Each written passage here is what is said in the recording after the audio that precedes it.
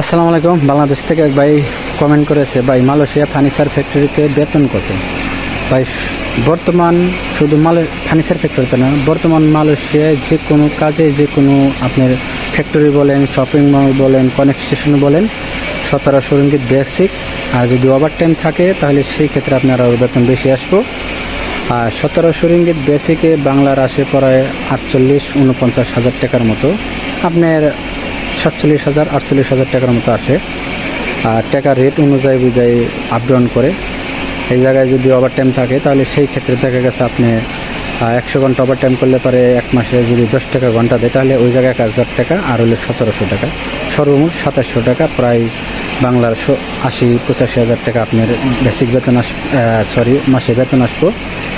তবে সেই ক্ষেত্রে যদি আপনার ওভার টাইম থাকে, কাজ থাকে যদি ঠিকমতো, তাহলে পাইবেন। আর তা না হলে আপনি দেখা যাচ্ছে 1700 রিঙ্গিত শুধু বেসিক পাইবেন।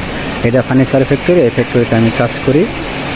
আর ফার্নিচার ফ্যাক্টরি বলেন, কনস্ট্রাকশন বলেন, আপনার শপিং মল বলেন, মার্কেট, সুপার মার্কেট বলেন, সব জায়গায় 1700 রিঙ্গিত বেসিক।